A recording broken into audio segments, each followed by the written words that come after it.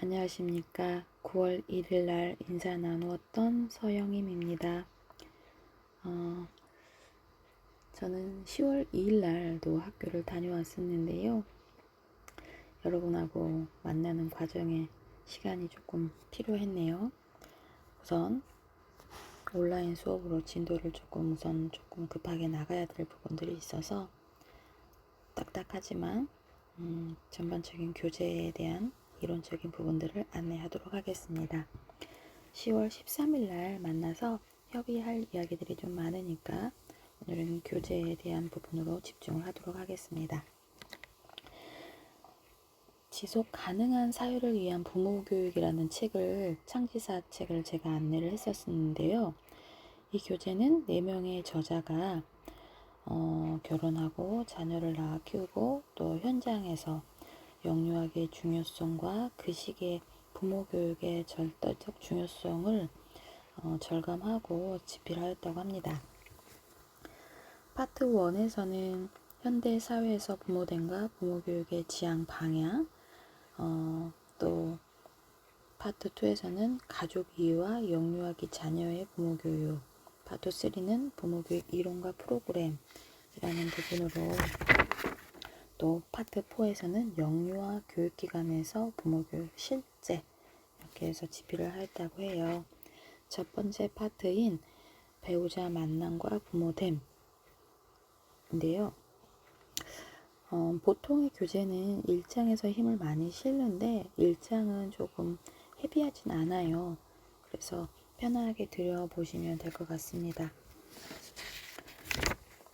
그래서 1장에서는 배우자 만남과 결혼, 또 배우자를 선택하는 부분, 또 결혼의 의미와 어떤 결혼식들이 있는지, 또 가정을 형성하고 또 부모가 되는, 또 가정을 어떻게 유지하고 자녀를 갖는 동기와 부모됨, 이런 파트를 한번 살펴보도록 하겠습니다.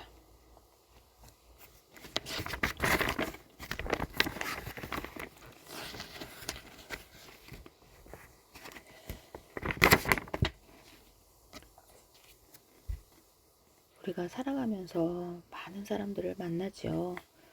9월달에 여러분하고 자주 만났어야 되는데 자주 만남을 갖지 못했지만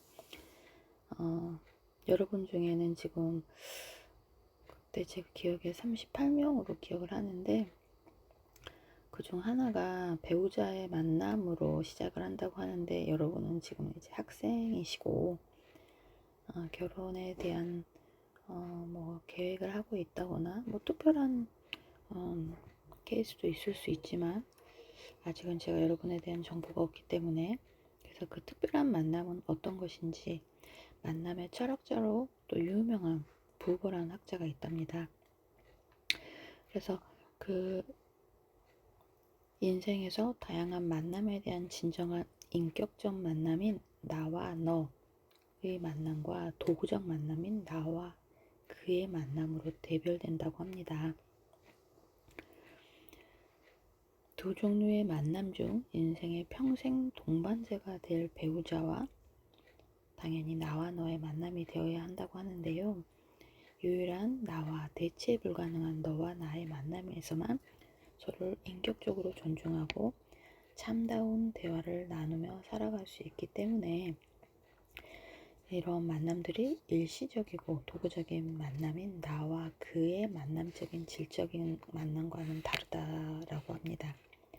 그래서 여러분들이 이 부모교육 학문을 통해서, 이 과목을 통해서 시절 인연이 아니라 나에게 맞는 배우자 선정을 어떻게 해야 되는지, 그런 시간을 첫 단계부터 시작해보는 시간을 가져보시는 게 어떨까 싶습니다.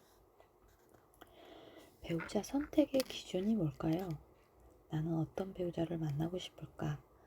이런 부분들, 어떤 사람이면 내 배우자로 적합하고 내가 사랑할 만하다고 생각하는가? 그래서 우리 교재에서는 활동해보기, 그래서 이런 배우자를 만나고 싶어요. 연예인이 될 수도 있고, 연예인은 결국 경제적인 부가 있나요? 부유함, 경제력을 또 보죠. 남자들은 외모. 그 코미디 프로그램 중에 20대, 30대, 40대, 50대, 60대까지도 남자들은 예쁘냐? 예쁘냐? 예뻐?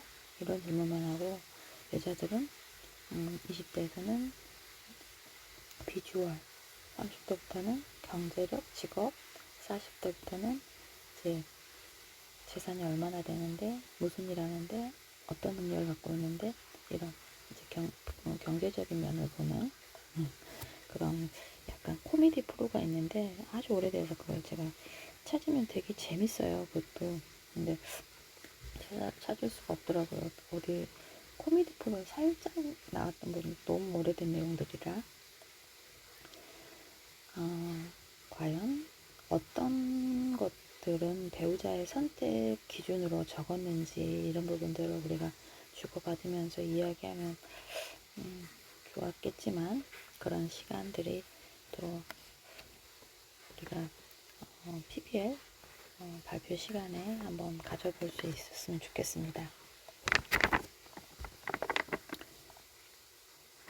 우리 교재의 17페이지에 지옥정에 내가 사랑하고 싶은 사람아 라는 글귀가 있는데요. 되게 좋아요. 한번 읽어보시길 바라고. 한국인의 배우자 선택의 기준이라고 해서 1순위가 성격, 2순위가 가정환경, 3순위가 장래 직업, 4순위는 경제력, 재산의 순위라고 하는데, 2016년 거니까 제가 볼 때는 경제력이 먼저이지 않나. 제 연배가 그래서 그런지. 내가 만나고 싶은 배우자의 조건을 구체적으로 생각해보고 바람직한 배우자로서의 기준을 또 갖추고 있는지, 그런 부분들을 점검해보고 보완하는 부분들, 나는 어떤 사람이고 또 내가 그에 적합한 어떤 준비를 해야 되는지, 그런 부분들을 또 교재는 한번 시간을 가져보라 라고 안내를 하고 있네요. 결혼 배우자의 선택의 방법은 내가 만나고 싶은 배우자의 기준과 배우자로서의 나의 모습을 성찰해보고, 또 결혼 배우자 선택 방법을 살펴보는 건데요. 누구를 배우자로 선택할 것인지 결정하는 주체가 자기 자신인 경우이기도 하죠. 이 범주에 속하는 사람들은 운명의 상대로 느껴지는 대상을 만났다 싶으면 다른 조건이 좀 부족하다 싶어도 결혼을 결정한다고 합니다. 운명의 상대라는 느낌을 바꿔 말하자면, 상대방이 나의 모든 필요를 충족시켜 주리라 생각하는 비현실적인 기대감이라고 하는데요. 딕스라는 학자가 이 단어를 이상화, 그래서 우리가 이상형이 어떻게 되세요? 라고 물어보는 게, 이 딕스가 1967년에 이상화라는 단어를 표현하면서 시작이 되었나 봅니다. 그래서 사랑에 푹 빠졌다라는 표현이 있을 만큼 이러한 이성화는 상당히 강력하고 불가항력적으로 적용을 하고 맹목적으로 만드는 역할을 한다라고 해요. 그래서 첫눈에 반하다, 콩깍지가 씌었다, 이런 표현들을 하잖아요.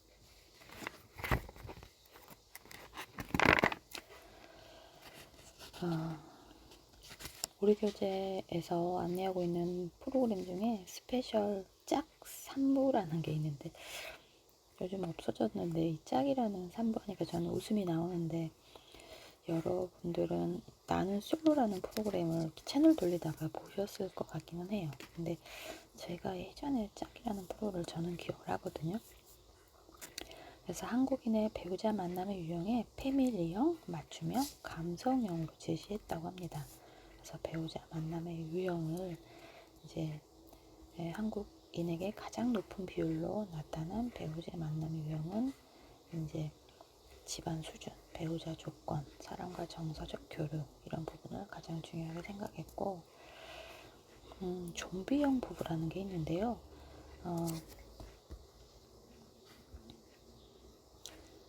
좀비형 부부는 시체, 움직이는 시체, 좀비 뜻 그대로 서로에 대한 관심이나 애정이 없이 의미 있는 대화는 단절된 채 그저 형식적인 부부로 살아가는 그런 부분들을 좀비형 부부라고 합니다.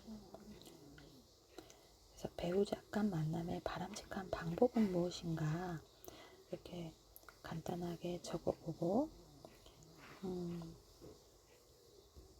생각해보는 시간들을 가져야 되는데 그러지 못해서 좀 아쉽긴 하구나.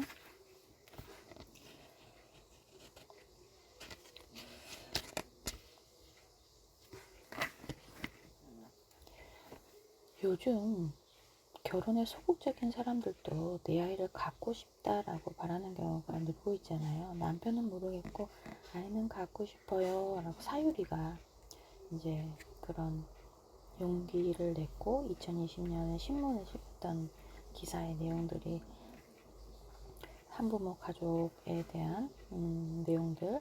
그래서 우리나라는 그 정자를 사는 거에 대한 부분들이 합법적이지 않아서 사유리는 일본인이고 일본에서 임신을 해가지고 우리나라에 출산을 했던 케이스가 있는데 한부모 가족, 그러니까 결혼을 하지 않고 사별 이혼이 아니더라도 특별하게 가족을 형성해서 부모가 되는 이런 가정도 있다라는 것들도 생각해 보실 필요가 있고요. 결혼의 의미, 결혼이 하나의 사회 제도라면 결혼식은 두 사람의 결혼 관계를 사회적으로 공인하는 역할을 하는 이식이라고 합니다. 혼인 관계를 공인받는 거죠. 혼인 신고만 하면 결혼 관계가 공인이 되고 또 법률 혼주를 채택해서 이게 또 민법 812조 제1항에 따라서 혼인 신고를 하지 않으면 사실혼 상태의 부부라 해도 법률론에서는 인정되는 부부로서의 권리와 의무가 일부 제한되는 부분이 있습니다. 결혼의 의미는 무엇일까요? 다양한 의미가 있겠으나 이 교재에서는 세 가지 측면으로 법적, 사회적 측면, 경제적 측면, 성적 측면 이렇게 세 가지로 안내를 하고 있습니다. 법적으로는 혼인신고를 함으로써 법률이 정한 부부로서의 권리와 의무를 가지게 되는 것. 경제적인 측면에서는 서로 각자의 경제권을 지키고 싶어하는 경향이 늘고 있죠. 그래서 부부가 되면 경제적 측면을 공유하는 것. 성적인 측면은 부부 상호 간의 성적 소유를 선언하는 것인데요. 이거는 정조를 지킬 의무가 있다는 의미입니다. 정조. 다른 사람을 탐하지 않고 한 사람에게 집중한다. 근데 우리나라 요즘 간통죄가 폐지됐잖아요. 110년 만에 폐지가 됐다라고 합니다. 근데 이제 간통죄가 없어졌지만 민사상의 손해배상을 책임을 지고 또 이혼의 기촉 사유가 되므로 민사상 손해배상 책임을 져야 되는 그런 부분이 있다라고 해요. 결혼식을 하는 부분을 한번 살펴볼까요? 결혼의 의미, 두 사람 다 포기하고 싶을 만큼 힘들 때가 당연히 있겠죠. 어려울 때 서로 굳게 묶어주는 역할을 하면서 끈끈해지고 단단해지는 과정을 통해서 이제 진정한 부부와 가정이 이루어지는 부분인데 결혼식이라는 절차가 없이 동거로 들어가는 비율의 증가가 그래프에서 설명되어졌던 부분이 있고요. 그렇지만 결혼식을 한다는 것은 아직 보편적인 현상이기도 하지요. 그리고 대규모 결혼식 하는 부분들도 있나 봐요. 일가 친척들, 요즘 뭐 부모와 인맥이 있는 분들이 오셔서 축의금을 얼마 했는데 최은숙 셰프 딸이 일면식도 없는 사람이 와서 뭐 감나라 배나라 했다고 이슈가 되기도 하잖아요. 약간 이제 그 축의금 품앗이 때문에 가는 부분들. 그래서 저도 결혼식을 올리는 거에 대해 좀 회의적인 사람이긴 한데 지금 그 얘기를 하면 또 길어지니까 우선 교재에 집중하도록 하겠습니다. 또 결혼식을 얼마 남기지 않고 파혼하는 경우도 있고 하객 아르바이트를 동원하는 경우도 있고, 대규모 결혼식의 또 단점들, 신부가 각자 짐을 싸들고 따로따로 돌아오는 어처구니 없는 상황들, 가끔 이슈 토픽이 나오기도 하는데, 신랑 신부 당사자가 의미 있고 간소한 소규모 결혼식을 기획하고 진행하는 경우가 늘어나고 있고, 이런 소규모 결혼식에 대한 부분들도 원빈, 이나영, 이효리, 이상순 이런 연예인들이 강원도에서 또 제주도 애월읍에서 강원도 밀밭에서 결혼식을 하면서 이슈가 됐던 부분들이 있습니다. 그래서 결혼의 본래 의미를 살리자는 취지에 대한 공감대가 여러분인 젊은 세대를 중심으로 확산되고 있는 걸 저는 굉장히 응원합니다. 그래서 지금 2017년에 잡코리아에서 743명을 대상으로 직장인 87.6%가 작은 결혼식을 할 생각이 있다라는 응답을 했다라고 해요. 가정 형성과 부모 됨에 대한 부분은 가족과 가정의 정의를 정확하게 살펴보는 부분인데, 건강가정기본법에서 개정이 됐고 정해놓은 가족, 가정, 그리고 건강가정까지 한번 살펴볼게요.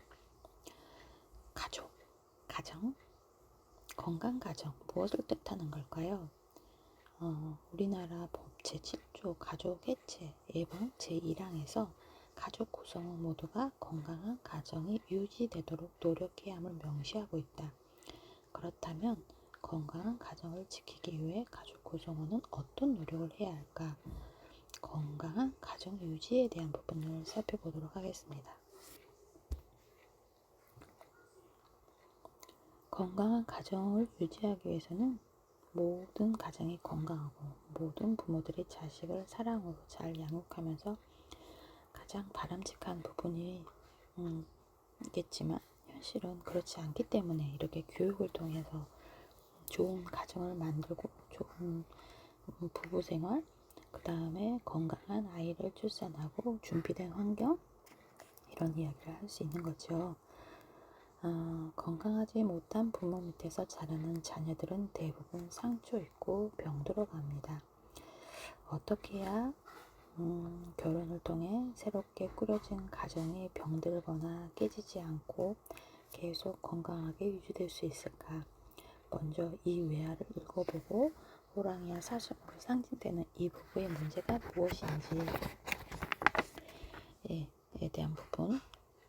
예쁜 호랑이가 잘생긴 사슴이 있고 어느 들판에 만난 둘은 보자마자 첫눈에 반했고 급속도로 사랑에 빠져 약속을 하게 됩니다. 그래서 결혼식을 하고 결혼을 꿈같은 시간을 보내면서 약속한 대로 서로에게 최선을 다하고 노력을 기울였어요. 사슴은 매일 가장 연해 보이는 싱싱한 풀을 뜯어가지고 호랑이에 가져다 주었고요. 호랑이는 난생 처음 한 번도 풀을 먹어본 적이 없는데 사슴의 정성을 보아서 먹는 채 해주었다고 해요. 호랑이 역시 매일 사냥을 하여 정성껏 가장 좋은 부위의 살코기만 골라 사슴에게 가져다 주었다고 합니다. 사슴 역시 세상에 고기라니 난생 먹어본 적이 없지만 호랑이를 생각하며 기쁜 척하면서 먹었다고 해요. 근데 그것도 어느 정도지 결국 둘은 참다 한계에 이르러 헤어지고 말았습니다. 헤어지면서 둘은 이렇게 말했대요. 난 정말 최선을 다했다고. 그래서 호랑이와 사슴의 문제점은 무엇이고 건강을 지켜나가기 위한 조건은 무엇일까요? 라는 생각해보는 문제예요. 그래서 애정 지도를 상세하게 그려가라. 상대방을 배려하고 존중하는 마음을 길러라. 서로 당신을 변화시키는 것을 두려워하지 말고 공유할 수 있는 인생의 의미를 발견시켜라. 이런 이야기들이 부부관계 치료 분야에서 정의 내리는 것들이 있고요. 아이를 낳고자 하는 동기, 이런 것들, 부모됨, 생물학적 부모되기와 상황적 부모되기가 있는데요. 우리 요즘 이슈가 한참 됐던 정우성의 생물학적 아버지로서의 역할. 그래서 그 모델이 결혼하진 않았지만 정우성의 아이를 키우면서 나중에 정우성이가 이제 재산에 대한 아이의 그 유산 증여를 받을 수 있는 권리 이런 것들, 또 280일 9개월 10개월이 됐을 때 임신 기간을 거쳐서 자신들의 유전자를 물려받은 아기를 또 뭐 박송 이렇게 출산에 대한 프로그램들을 좀 하고 있더라고요. 그래서 벅차고 감사한 마음 표현하면서 아기 엄마가 또 아이의 기록들을 남기고 이런 부분들. 그래서 그런 내용들을 우리가 또 같이 수업을 하면서 자료를 찾아와서 함께 공유하는 시간을 가져보도록 하겠습니다.